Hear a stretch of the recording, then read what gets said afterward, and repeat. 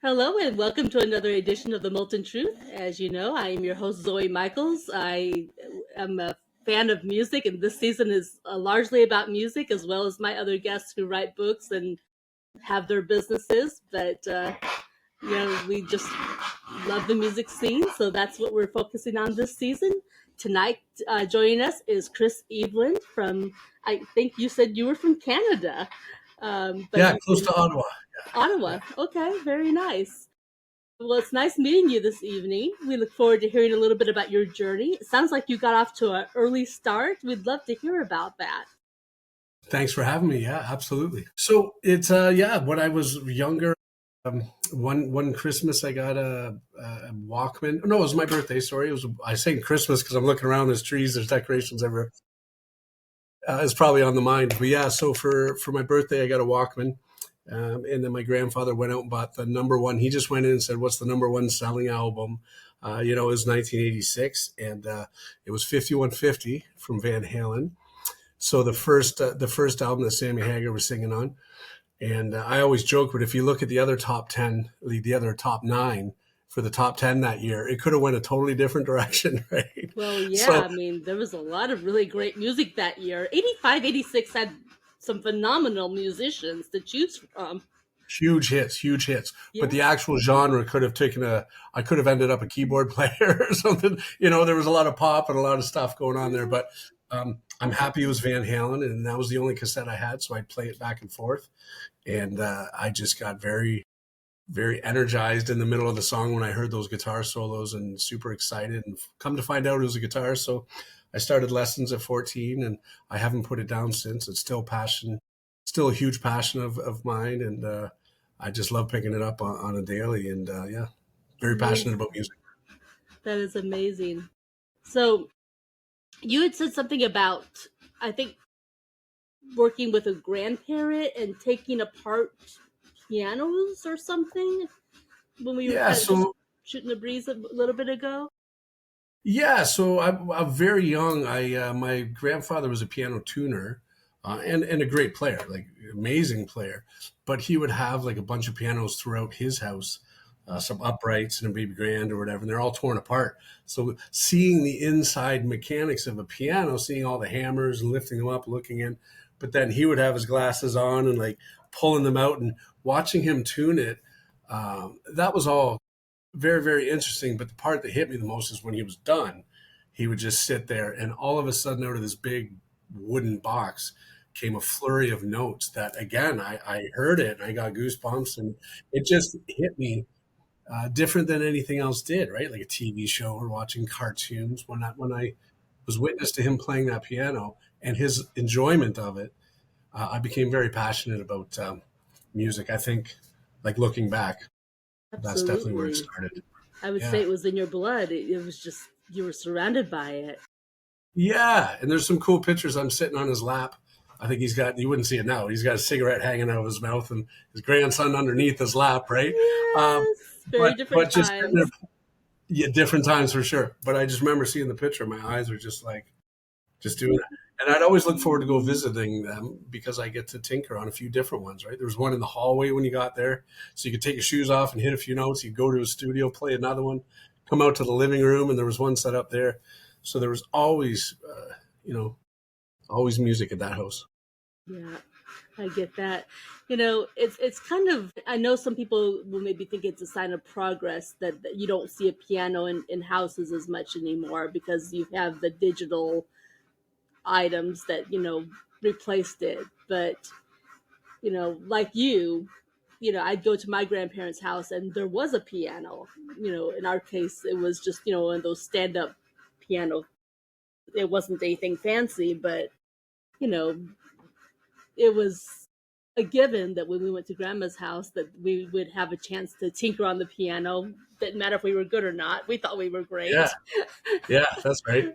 But, it was just part of normal life back then.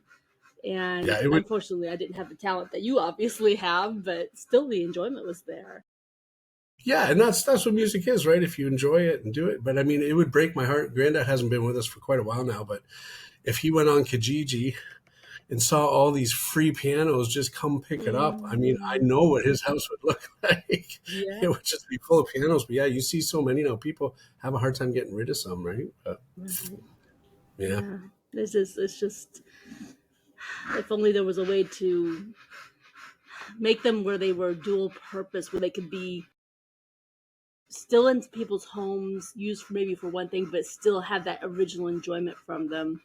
I'm gonna be yeah, sleeping thinking about this tonight when I'm trying to sleep. yeah. I can see And it now. I I had an upright in my previous house.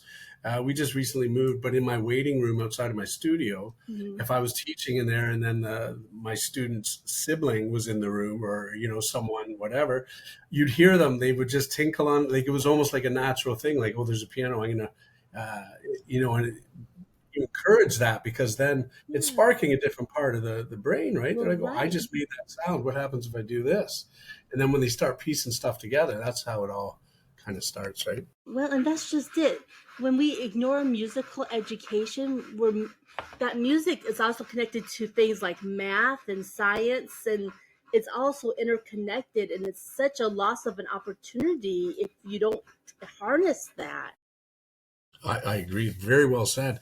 And once you get to a level of conviction or confidence in playing, it's the purest form of meditation I've ever experienced.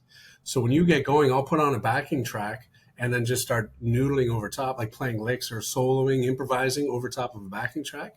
And when I do that, I'll say, I'm going to do this for 5 minutes, then I'll go do whatever. I'll look up, it's been 40 minutes. I don't know where the time went, but I'm just in the moment and feeling it, right? Like, and that's Yes. nothing beats that. Well, especially because you're truly living in that moment. You're not just vegetating watching someone else live on a television set. Because how many of us spend hours doing that? And we're just sitting there watching someone else live and we're enjoying it. But what have we really done and what has engaged in our mind? You actually spent that 40 minutes engaged in something that took you somewhere else. Yeah, and I grew up. I was born in '75, so a lot of my friends growing up in high school had, I can't name them all, but like Sega or like the earlier PlayStations, Nintendo. I never Mm-hmm. had any of those. I really didn't, Yeah. and I'd had a guitar and I'd fall asleep with that thing. But when I went to someone's house, they said, "Let's all play." I was the worst one there at video games because I had zero time in it. But then Mm-hmm. if I passed a guitar to them, they'd be like, "I don't know how." I've got a few students. The one, it was funny, a couple years ago, he had about 3 or 4 months in, and his younger fella, but he got very frustrated because he couldn't play a Metallica song. And I'm like, well, you've been playing 3 or 4 months, and Metallica's kind of tricky at that stage. And I said, can I ask you something? Do you play video games? He goes, oh, yeah, I love them. I was, that's perfect, man. And you love guitar? He goes, I love guitar. I said, how much do you play? How many hours a week do you play in video games? And I could see a big smile on his face. It's like, it's okay. This is a safe place. Tell me. He goes, at least 30 hours. I'm like, how many hours do you practice guitar? He says, well, usually 20 minutes before my lesson. I'm like, okay, man. So if it's 30 hours, break that. Still play your video games, but do 15 of that. Play 15 hours of guitar. I promise you, you'll be playing Metallica very, very quickly. Right? It's a whole mindset. It's just a shift of like, I played with someone on stage in my late 20s and I went up to him. I said, oh my gosh, man, like you blew my mind tonight. Can I ask you how many years have you been playing? And he just smiled and he goes, it's not about the years, man. It's about the hours. And I play all the time. And I'm like, ever since then, it's not like, oh, that guy's been playing for 10 years or that person's been playing for 12. It's like, if you play all the time, your efforts become validated, right? Absolutely. Can you Yeah. imagine what the world would be like if we didn't have someone like Eric Clapton, who obviously spent many, many hours practicing before he ever got to the point where he became Eric Clapton? Yeah. Right. We'd be poorer Right. And it's for it. just not, yeah. Some people are always natural. I'm like, there's Mm, probably natural ability in some, but I mean, it's those hours. It's that mm, getting all that time in and then you exactly. start hearing it. Mhm. Yeah, natural ability only takes you so far. The rest of that really is discipline and practice. Taking that natural ability, harnessing it. And Yeah. speaking of doing that, I know we've I've let us go off on this road, and for me that's pure enjoyment. But we need to get back kind of on what was Chris Eveland's story. And so tell us a little bit. You're touring at this point in time, or tell us about your journey at this point in time, or what's led up to where you are now. Yeah, so music's always been a part of my whole life. I started playing in pubs and bars probably when I was 17, like before I was legal age. Uh-huh. I did a talent show to high school, and the bar owner down the street came in, and it was Eddie's in St. Thomas, and he used to have these bigger bands come in and play there all the time. So we would get opening slots, and that's when I got a chance to open up for some of these Canadian bands that were going through, and just seeing those guys come in and how they did it, that got inspiring. So I always played live. I did the cover band stuff for a lot of years, and then I've done the original band. I've jumped in a van, I've traveled, I've done all that stuff. And then the tribute started probably early 2000, playing with some tribute bands and seeing the kind of numbers and the people coming out, what we call soft seats, right? Like theaters and bigger shows. That was just, it's a great feeling to show up, because you can go play at a pub or a bar or something like that, and some people really enjoy it. Other people don't even know there's live music there, so you can have those nights, and it's fine. It's all part of it. But when you're at a theater, they're all facing you. They paid tickets to see that certain act. And if you're paying tribute to someone that, a band that they grew up on or loved, you want to represent it in the best way you possibly can. So there's a lot of work that goes into it. It got busy there with Aaron Walpole when he got third place on Canadian Idols. So we had a lot of incredible shows with him that came through. And then just recently, I'm involved in an ABBA tribute. It's a 10-piece band with some incredible people, incredible musicians that are involved with this. And it travels over North America. We do West Coast, East Coast Canada. We've done upstate New York. We're looking at Pennsylvania. We're just starting to branch in. We've got our visas now, so we can travel more in the States and Good. actually work there. Yeah, so it's a lot of fun. It's called SOS, the ABBA Experience. And the fun part about that show is it's definitely not a very, it's just the widest age spectrum we've played for. So there's a 5-year-old there singing the lyrics and dancing. And then there's a 95-year-old there dancing too. And it is because of the Mamma Mia movies, because of, right? It's just kind of still, I know some ABBA tributes that have been playing since the early 90s, and they're still doing it full time. Yeah. And we just came into the scene maybe 5 or 6 years ago with this one. And you'll look online, there's all these ABBA tributes, and they're just doing great. The seats are full, the people are there, it's always smiles. At the end of the night, the people say the sweetest things about how that music makes them feel. Absolutely. Well, it's great music, and it always was. But the Mamma Mia movies breathed new life into it, and there was even that movie.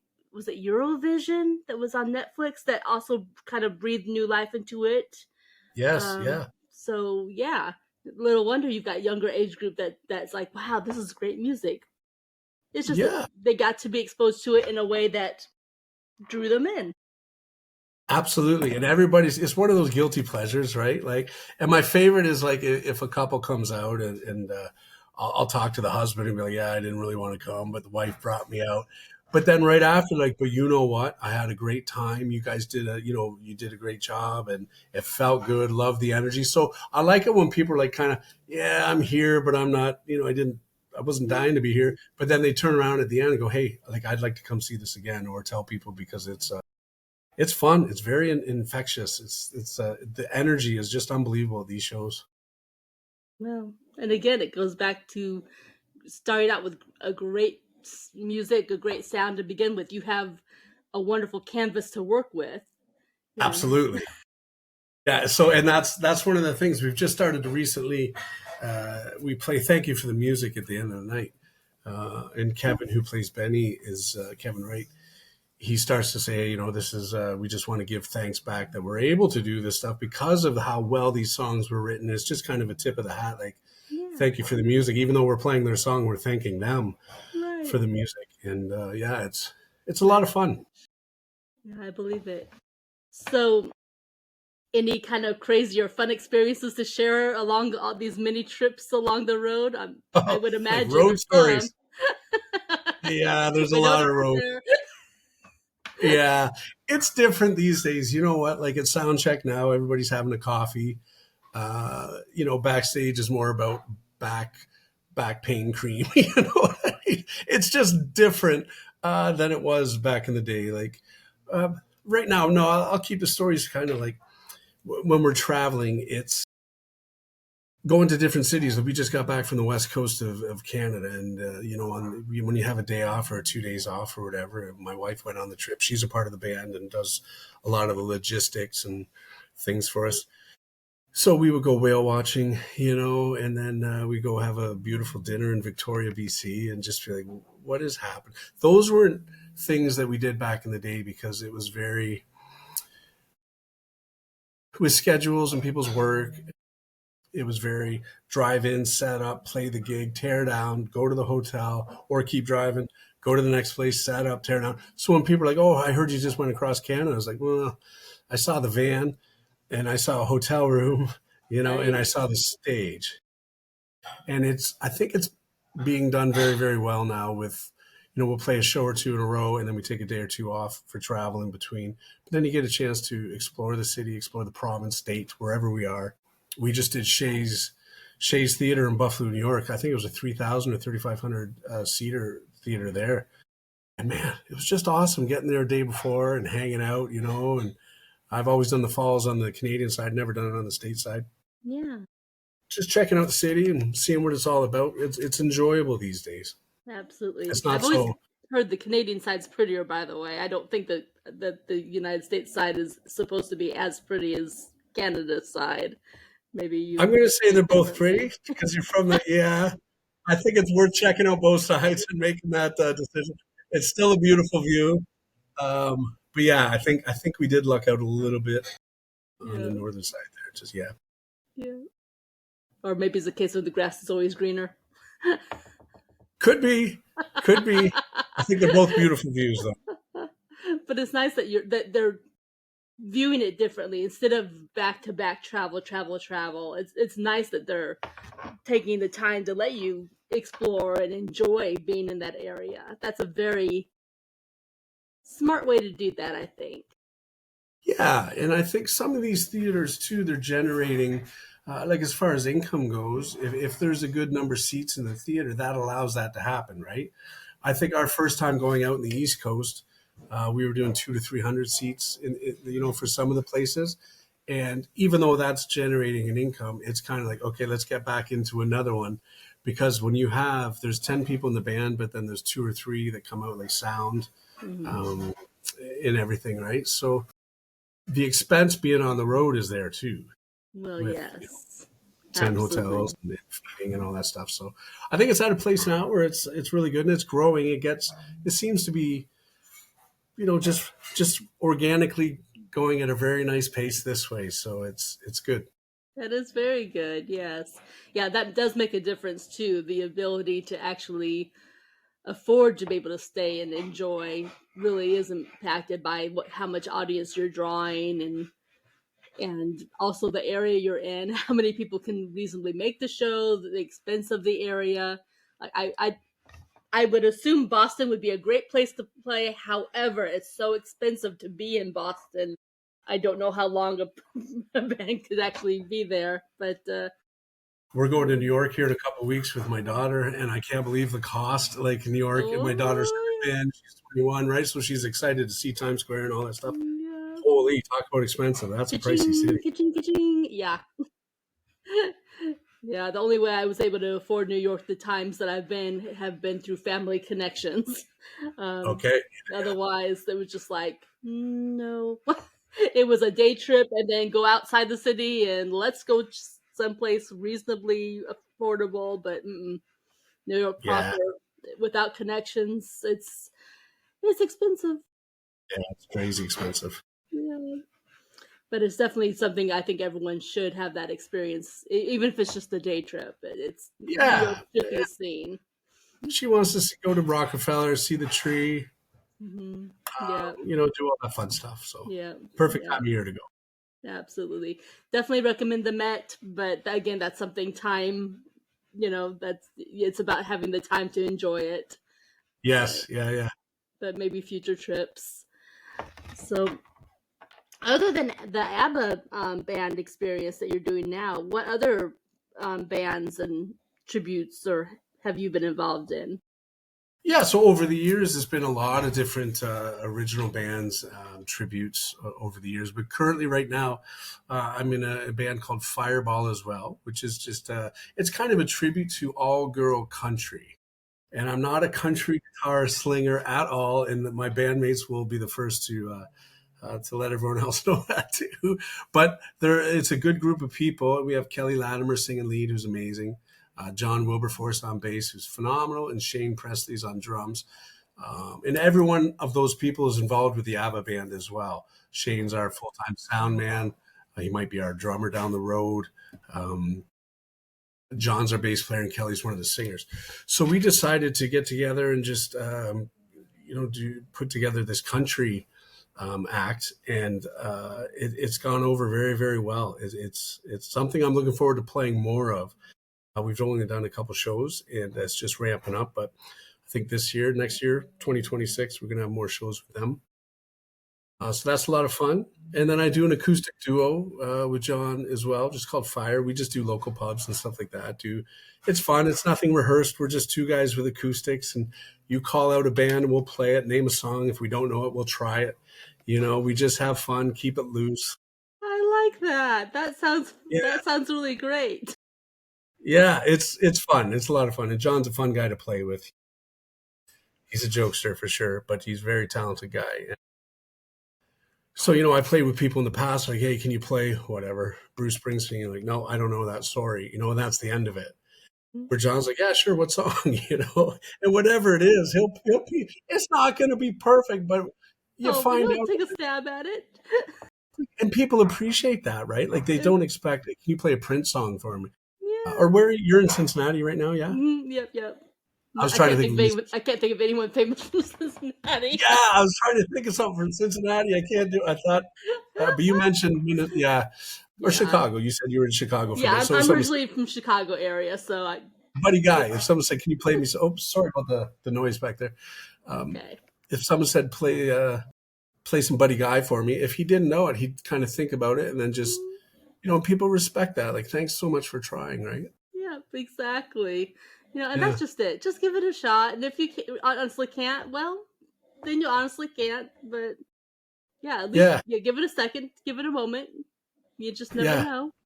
yeah. He's pretty good with that stuff. So yeah, we have fun. Everything I'm involved with now is it has to be with people that are, just on the same level or at least enjoyable. And that's one of the coolest things about the SOS is, in the original auditions, it was half an hour of music that you auditioned for, and then a half hour of couch time, just to see if the personalities were good, right? I have played Yeah. with people in the past before that were extremely talented, but Hmm. definitely not someone that you want to start a barbecue with and sit there and enjoy, you know. And it's not to knock anything; it's just life's too short to be around anything like that anymore. It's just not necessary. Well, it And takes I'm something very enjoyable and makes it feel more like work. And it's already work, but work should have some element of enjoyment. It should not feel like drudgery. yeah. And you don't want to play with someone that's up there and that's saying something on the microphone. You're going, oh my gosh, what did they just? You know what I mean? So you Yes. want to connect, and people pick up on the connection on stage. So if you're vibing and you have a natural Mm-hmm. the flow going back and forth, people pick up on that and they feed off of it too, right? Absolutely. Well, and it makes for a memorable show. I'll never Yeah. forget. I'm 20 something years old in Dallas. Happened to be at South Fork Ranch for an Alison Krauss concert. And she's Oh, talking to the nice. audience. She's just kind of chatting with us. And the guys behind her start kind of as a joke, start doing the da da da da da, just kind of having fun, goofing off. And she knows it, and maybe it was planned, maybe it wasn't, doesn't matter. But it just made for a memorable evening as she's like, hey guys, knock it off, stop that. Yeah. Yeah. But it was just, Brings a those sense things of are real. memorable. Yeah, it brings a sense of realism to the show too, right? It's Mhm. not so, you know, um, like rehearsed. No, I shouldn't say rehearsed, but so just stock, like we're doing this, then this, then this, then this, then this. You have to be alive too and breathe and let people feel it. Exactly. A little bit of ad-libbing never hurt anyone. You got it. Yeah. Keep it fresh. Absolutely. Absolutely. Yeah, I'm not going to go with my thoughts there, but anyway. Okay. But yes, Yeah. ad-libbing's good. Sorry. I just had this like memory of purposely heckling a fellow performer once, but it was all in good fun and good jest, but just long time ago. Yeah. I don't see that going over though in that type of setting. Yeah. Like Kenny G going out and heckling Prince wouldn't really Yeah. work. No. Yeah. Not the best idea. Back in the day. Yeah. So when you are in the audience, who like if you were going to be going to a concert right now, who would you want to be in the audience and go see if you were going to go say next week to a concert? Yeah. Well, I am going next week. I do have a concert. Yeah, we got tickets to go see Brad Paisley. Again, Nice. I'm not a country guy, but he's in Ottawa, so we're going with a couple of friends. He's a fun character. I love his interviews, and he's a crazy good guitar player.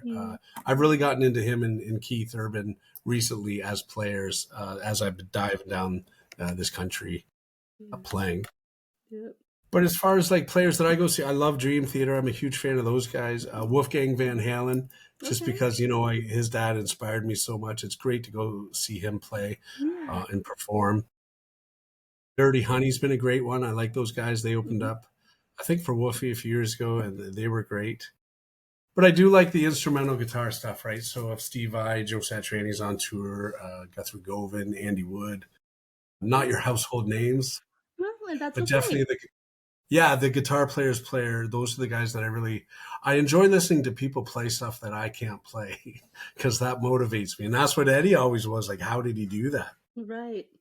Nothing against AC/DC, great stuff, amazing stuff, well-written stuff. But once you get to a level of playing that you've been playing for a while, most AC/DC songs are obtainable, right? Not that everybody wants a song that's unattainable as a guitar player, but when you do hear a guy like Mateus Asado, and when you hear him play the guitar, you're like, I don't even know how he's doing it. Where you hear a new AC/DC album, you're like, I can tell what chord that is and where it is. And it's not saying it's easy. It's just a little bit more attainable. Yeah.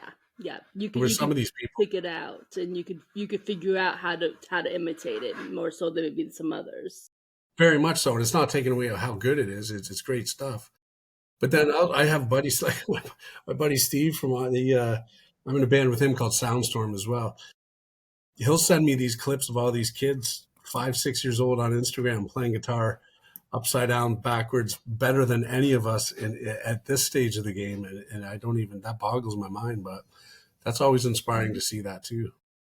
So the new talent coming up, and they can imagine what we would never even think to do, what they would come up with. It's unbelievable. Or songs that I'm still trying to play. Like there's kids out there, Eric Johnson, if you're from Texas, Eric Johnson, trying to play Cliffs of Dover. There's a 5-year-old out there ripping the intro to that. And I'm just scratching my head. Yeah. I know. I look at natural talent. I'm gonna, there was a point in time, again, early 20s, because that's the age I think we try so many new things when we're that young. And I was taking guitar lessons. And my little brother came for a visit, picked up my guitar. He'd never touched a guitar in his life. Started fiddling with it. That boy had natural talent, and he just started doing naturally what I had been trying to figure out for weeks. And I was just like, yep, okay. So he went on, and he actually made his own music and did things and had formed his own band years later. Okay. And of course, have I done anything more with the guitar? No. I went on and did other things. Yeah. There's still time. You never know about the future. But I looked at that and said, okay, well, that's your talent and that's not my talent, but rock and roll, little brother. Yeah. That's kind of like the Eddie and Alex Van Halen story. I don't know if you know that, but I don't. Eddie had drums. He bought drums and Alex bought a guitar, but Alex had a paper route or something that he had. So every time he'd go out and every time he would go out to deliver papers to pay for this guitar, Eddie would play the guitar. And then he Oh, would get back home and he would put it away and he wasn't. So very quickly, Alex would come home and see what Eddie was doing on the guitar. He goes, "Oh, you know what? I'm going to play your drums because I can't do what you're doing already." Right. So yeah. it's kind of, imagine if that switched, right? It never would have been. But That is interesting. That's a good story. That's very good. So, do you write any music? Have you written any songs? yes, yeah. So I am on Spotify, Apple, all that stuff. I just started, like I've done a lot of studio work over the years.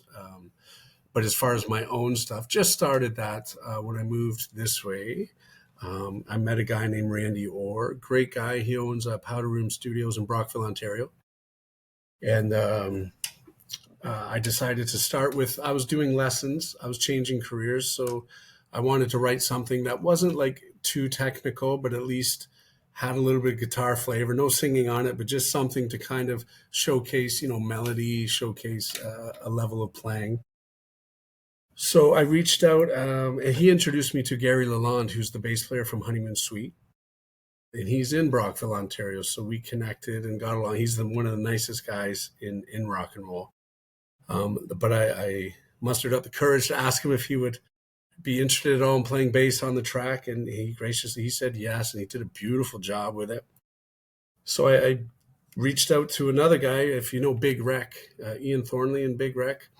I reached out to Forrest Williams, who's the drummer there, and then he said yes too. And I'm like shaking my head, what's going on?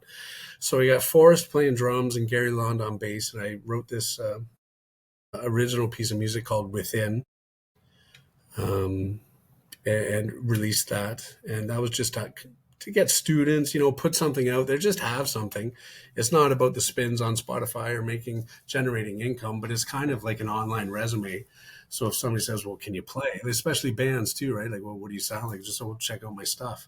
It's a great way for them to do it on their own time. Yeah. And then I wrote some other songs, released them as well. And then with my best friend back home, John Millis, we're under the name Rail City Route. We've had some original songs that have been kicking around for a while. So we finally recorded those and released those. So we've got a couple online, just starting the process. Always looking forward to recording the next one or writing the next one. But there is original music out there for sure. Very cool. I'm glad to hear that. Yeah, So, thanks. if a person wanted to like go see Chris Eveland perform in any one of the bands that you're affiliated with, do you have a website? Yeah, so I'm mostly on Facebook now. It's Chris Eveland Music. Okay. You can check out on Facebook. That shows all the shows, all the bands that I'm in. My link tree is there. So Spotify is just Chris Eveland. That's for all the music, but that's the best place. And if anyone wants lessons online, I have students all over, West Coast, East Coast. Anyone's interested in that, there's a link there for that too. And yeah. Very cool. Very cool. Um, I'm trying to think of some additional questions, and I'm kind of running out of questions. So that's not necessarily a bad thing because we're right about the time frame where Okay. my our show, usually starts wrapping up around this time. But Okay. is there anything you specifically want to share with our audience? Anything that I've overlooked to ask? No, I just think these podcasts are great. I started doing them maybe 2 years ago, and it really helps artists with, it's not all about the streams, but when people do go check it out, especially, in Cincinnati, if a couple people, click on it and do that, it starts this algorithm. So it really helps with live music. Yeah. And then somebody might, see these podcasts and reach out, say, hey, there's a great theater here that does tributes. And it's just, I find it to be a really nice networking thing. But I appreciate everyone that's doing these podcasts and supporting live music, supporting musicians and authors and people in the film industry, all those kind of things that need a little extra advertising and promotion a little bit, right? So appreciate it. Absolutely. Well, I have to see just on a personal note that if you guys, came with this SOS thing here in Cincinnati, I would find a way to attend. I would be very interested Oh in yeah. going to one of your concerts. So if you ever show up in the Cincinnati area, I'm hope you'll drop me a line. We'll put you on the guest list. I think the closest thing we have to you coming up is Stroudsburg, Pennsylvania. How close is that to you? Not anywhere close. Not even Not close close. yet. Eh? Okay. All Not right. I'll close let you know enough. when we get To say, there. yeah, Yeah. if you get in my neck of the woods, or if you get to Northwest Indiana, where my original stomping grounds are, near like the Holiday Star Theater and oh goodness, Crown Point, not Crown Point. I'm drawing a blank. Anyway, near South Lake, Indiana.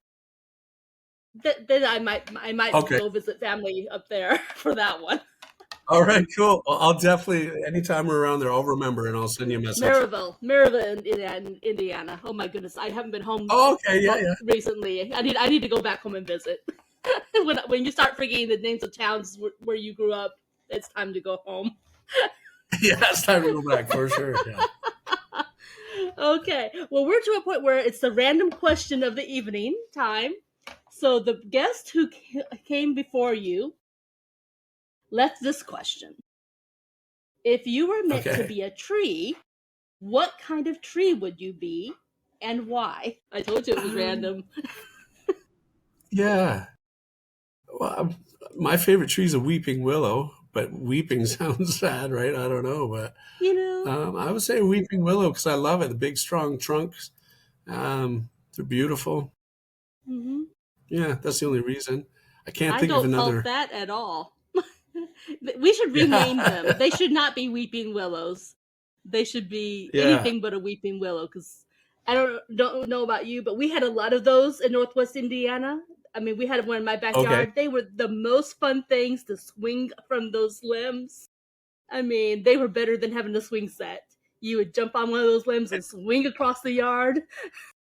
And the amount of shade that they can, like, they're so wide and like they're beautiful if they're, Yeah, yeah, well kept. it's like a built-in tent. It's like having a fort in your backyard without having to build the fort. Yeah, there you go. Yeah, It's a fort tree. I love it. So why would that be your favorite, or why would you be a weeping willow if you were meant to be a tree? Why would you choose to be a weeping willow? Maybe just because some people find beauty in that, and maybe they would spend some time underneath me, just hanging out and what I don't know. I spent a lot of time. There was a park back home in St. Thomas that had a beautiful weeping willow, and every time we went to that, it was Waterworks Park, I think it was called.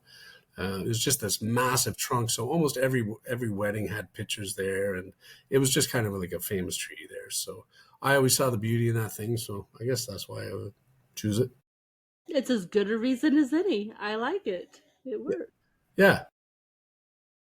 Hey, so then, have you had some time to put some thought into a question you would leave for our next guest? I'll just go on the way. What did I?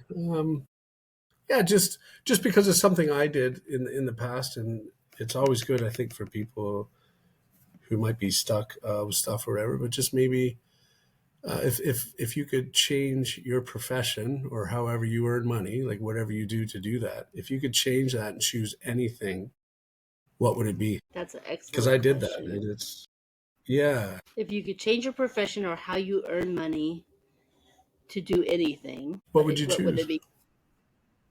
Yeah, What would you choose? Yeah.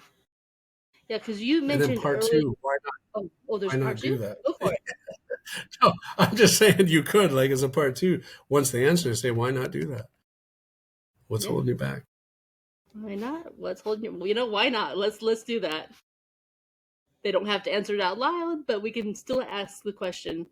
Because you Yeah, mentioned this before we started recording that you had actually done that.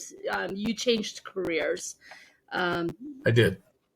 so we have enough time that if you want to share that with our audience, why not? Yeah, sure. I worked at Ford Motor Company, so I was just an assembly guy, just in the factory.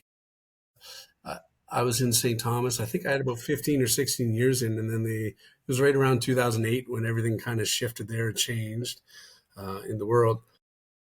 They announced they were going to close our plant.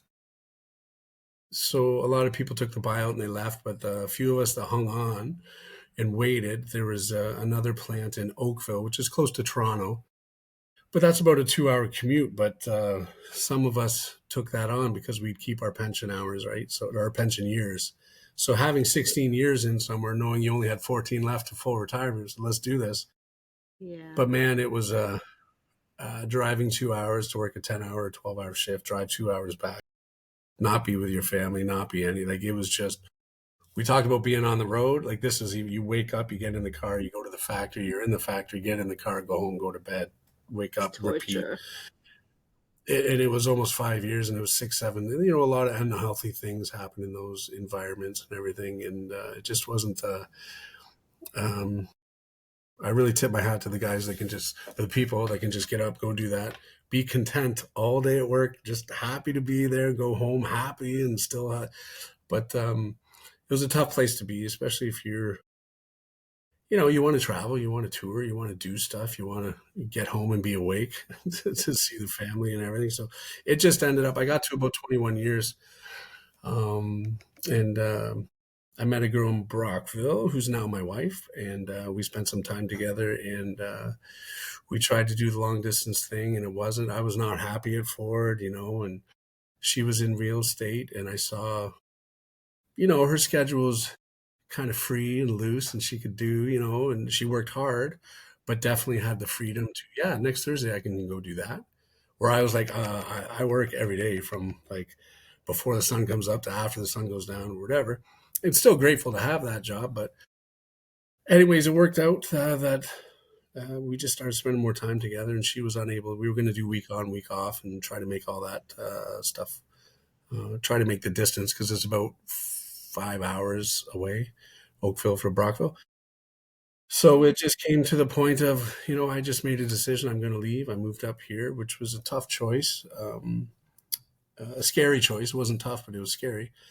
But then my son from my previous marriage, he moved in with me right away. At this, he's been with me for 6 years now, and um, Melissa and I have been together 7 years. So it's just something. It was extremely scary leaving a job that paid well with a pension, with benefits, and all that stuff that a lot of people hope to Yeah. get these days. But leaving it, and I'm in real estate now, so I'm a realtor as well. I got my license during COVID.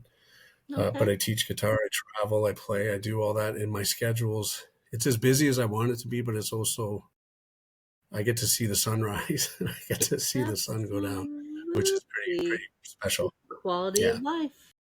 It makes all Yeah, the that's it. difference. That's it. And getting out of the mindset is like, I can't leave. Yes, you can. Yes, you can. Absolutely. Well, see, and that's a very good story, and it's inspirational for others, as we ask that question, what would you choose to do and why not make that change? You are that inspirational story of, look, this was that situation. I was in this rock and a hard place, but I chose this path and I'm happier for it. That's 10 sometimes times people need happier. to hear that. Yeah. I think that's an excellent note to leave this interview on. So, Amazing. yes. Amazing. Yeah. I'm glad you joined us. Stick around after the recording. I have some things to tell you, but let's go ahead and we'll stop the recording. Thank you so much for joining us. Thanks for having me, Zoe. I appreciate it.